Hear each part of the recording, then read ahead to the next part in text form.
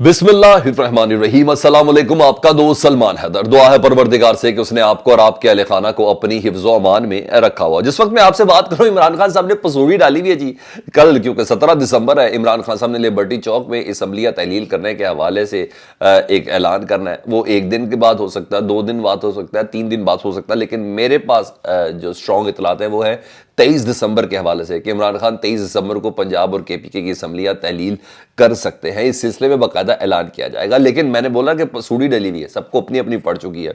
तो ऐसे मौके पर कुछ पॉजिटिव चीज़ें भी हो रही है। लाहौर में परवेज इलाही साहब ने काबीना की हंगामी मीटिंग बुला ली है जी, और काबीना के बेशतर अरकान पीटीएस ही है, तो उनको हिदायत दे दी गई है। शायद टाइम फ्रेम उनको थोड़ा अंदाज़ा हो गया है, या खान साहब से कोई बात हो चुकी है कि किस वक्त होनी है। तो डेफिनेटली कुछ चीज़ों को जल्दी से जल्द समेटना है। बहुत से प्रोजेक्ट खुले हुए हैं, बहुत सी चीज़ें जिसको ज़ाहिर नेक्स्ट इलेक्शन के अंदर आवाम को उन चीज़ों की प्रोजेक्शन के हवाले से बताना तो है।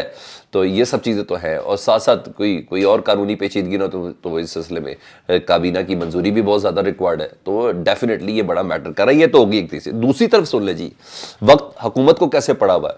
वो वक्त इस तरीके से पड़ा हुआ है जी कि करना क्या है इनको समझ आ नहीं रही इमरान खान के खिलाफ। अच्छा, मगर मायूसी भी बहुत ज़्यादा है। तो जब झुंझुलाहट में वो क्या करेंगे, सख्त और नेगेटिव फैसले करेंगे, क्योंकि मुज़ाकरात कामयाब नहीं हो रहे। ठीक है जी। इमरान खान साहब को जो ऑफर्स दी गई थी, इमरान खान साहब ने उन ऑफर्स को नहीं माना, और वही पार्लियामेंट के अंदर आने की, और फिर उनको कहा आपके केसेस ख़त्म करेंगे अगर पार्लियामेंट के अंदर आ जाएं।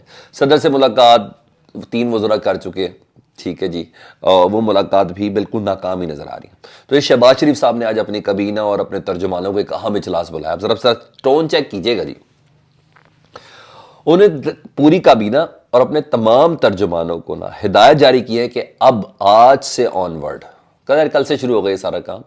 उनको ही हिदायत जारी की है कि आपने इमरान खान के खिलाफ सख्त लाइन्स लेनी है और किसी किस्म की नरमी नहीं बरतनी। इस सिलसिले में तमाम मिनिस्टर्स को ना कहा है अपनी मिनिस्ट्री के तमाम पुराने रिकॉर्ड चेक करें, इमरान खान साहब के दौर के नए नए मुकदमात बनाने के हवाले से, करप्शन केसेस की कुछ चीज़ें निकालें उसके अंदर से, ताकि इमरान खान साहब के को एक सख्त तरीके से टैकल किया जा सके, क्योंकि खान साहब किसी बात को मानते हुए नजर नहीं आ रहे, इलेक्शन से नीचे भी किसी चीज़ पर।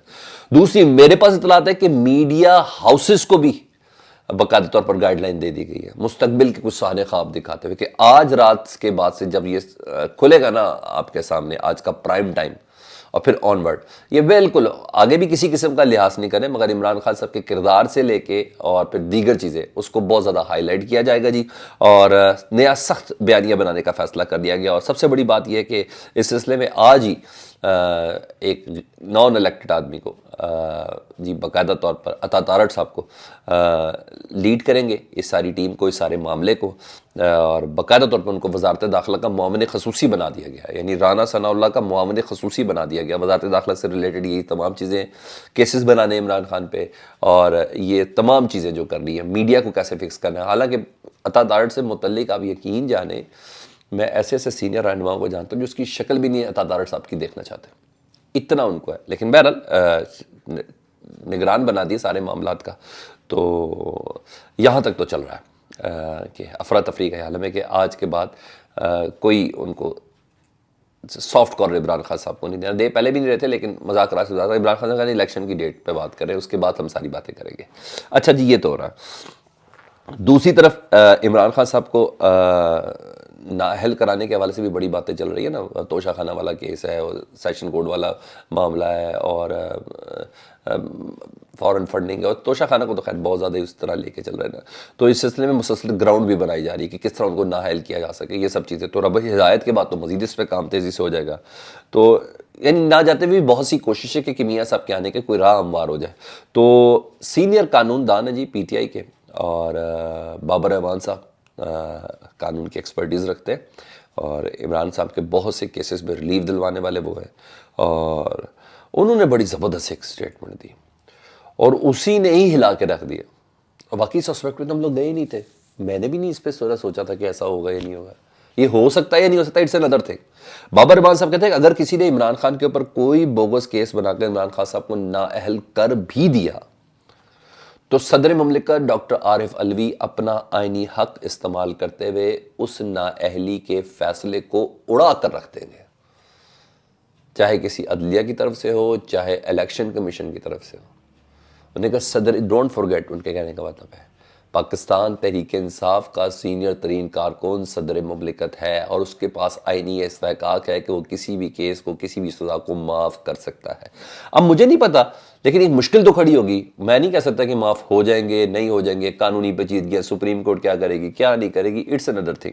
لیکن یہ بات کر کے نا بڑی مسکراتے انہوں نے کہا یہ اڑا کے رکھ دے گا صدر مملکت. تو اس حوالے سے بھی تھوڑی تسلی پی ٹی آئی کے کارکنوں کو ساتھ بہت زیادہ ہو گئی ہے کہ جب انہوں نے اس طرح کی بات بولی ہے. تو ہر محاذ کے اوپر چلا بھی جا رہا ہے, اس کے پیرامیٹرز بھی دیکھے جا رہے ہیں, اس کو رد عمل کیسے دینا ہے. تو یہ تمام چیزیں, کیونکہ اب تو 24 گھنٹے رہ گئے, بلکہ 24 گھنٹے سے بھی کم وقت ہے. لبرٹی چوک میں عمران خان صاحب نے یہ سب کر دینا, تو اب چیزیں بہت تیزی سے سمٹیں گی, بہت سپیڈ سے سمٹیں گی اور زیادہ دیر نہیں ہے. 10-15 دن سے زیادہ دیر والی چیز رہ نہیں گئی ہے. تو اس حساب سے چل رہے ہیں. اب آج جی عمران خان صاحب نے نا آج جو لیگل فرٹرنیٹی تھی ان سے خطاب کیا, وکلا برادری سے, اور انہیں خطاب میں لاقانونیت بتائی, عدلیہ کے کردار کے حوالے سے بات بتائی, عدلیہ کی صورتحال کے حوالے سے بات بتائی, کیسز شہباز گل کے بھی بات کی, اعظم سواتی کے حوالے سے بھی بات کی, سب چیزیں تھیں. انہوں نے آج پھر اعتراف کیا اپنی کمزوریوں کا. دیکھیں میں یہ کہتا ہوں کہ کمزوریوں کا اعتراف تو کوئی کرے. یہاں تو اعتراف نہیں, غلط بلائے غلط ہی چلتا جا رہا تھا, اس کو مزید غلط لے کے انہوں نے کہا میں بطور وزیر اعظم احتساب کے معاملے میں بے بس تھا. اور یہ الیکشن کا ان کا وعدہ تھا عمران خان صاحب کا, احتساب. یہ بھی انہوں نے کہا تھا کہ میں ان سے بات نہیں کروں گا, وہ نہیں بات کی انہوں نے, کبھی نہیں بیٹھے زرداری صاحب اور نواز شریف صاحب یعنی پیپلز پارٹی اور ان لوگوں کے ساتھ. یہ تو ان کا وعدہ تھا, اس پہ وہ قائم رہے. تو انہوں نے کہا بے بس تھا. اور پاکستان جیسے ممالک میں عمران خان صاحب نے کہا کہ آئین اور قانون کی بجائے اشرافیہ کی حکمرانی ہوتی ہے.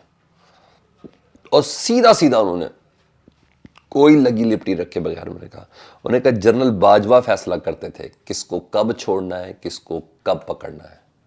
یہ فیصلہ میں نہیں کرتا تھا, جنرل باجوہ فیصلہ کرتا تھا. یعنی وہ بتاتے میرے پاس گرفتاری کا اور رہائی کا اختیار نہیں تھا, جنرل باجوہ صاحب نے یہ ڈومین اپنے پاس رکھی ہوئی تھی. اب اس پہ ظاہری بات ہے وہ بڑے چنکس چلائیں گے کہ وہ جنرل باجوہ صاحب سے متعلق یہ کہتے تھے, وہ یہ کہتے تھے, وہ یہ کہتے تھے, وہ یہ کہتے تھے.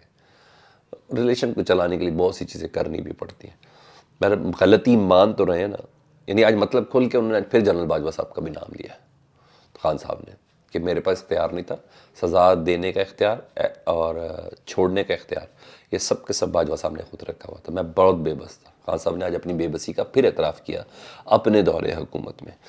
اچھا جی, آخر میں نے ایک چیز بڑی عام ہے, اگر میں اس کا کریڈٹ نہ دوں تو وہ بری بات ہے, وہ ہے بلاول بھٹو زرداری صاحب. پہلی بار مجھے مزہ آیا ان کی گفتگو جو انہوں نے پریس کانفرنس کی امریکہ میں, اور اس پریس کانفرنس میں ویسے ایک بات بتاؤ, یہ پیپلز پارٹی کو ترہ حاصل ہے کہ انٹرنیشنل سطح پر نا جب لے کے چلتے ہیں تو ایز اے پاکستان لے کے چلتے ہیں, انٹرنیشنل سطح پر سیاست نہیں کرتے پیپلز پارٹی والے.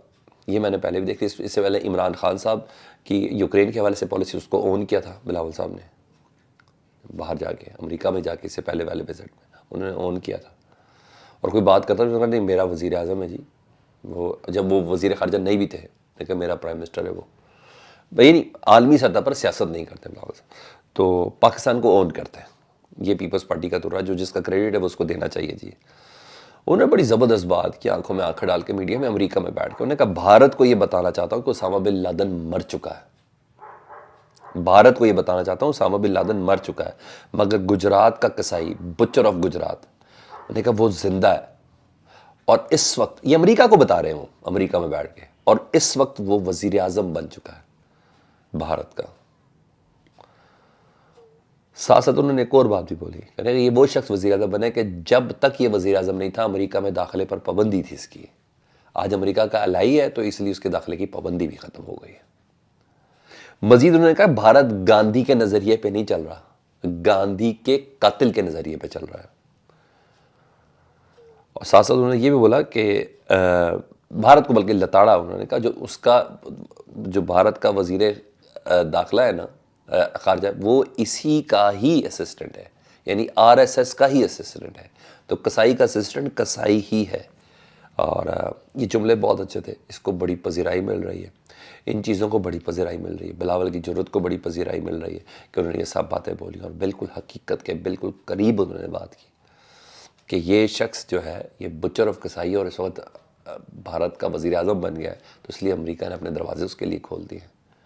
میں نے کہا میں پبلک کو بتانا چاہتا ہوں کہ یہ وہ مودی ہے جس کے لیے امریکہ نے اپنی انٹری بند کی ہوئی تھی جب تک کہ وہ وزیر اعظم نہیں بنا ہوا تھا۔ مجھے یہ اچھا لگا، میں نے کہا یہ میں آپ سے بات نہیں کرتا تو یہ ڈیفینیٹلی بہت بری بات ہوتی۔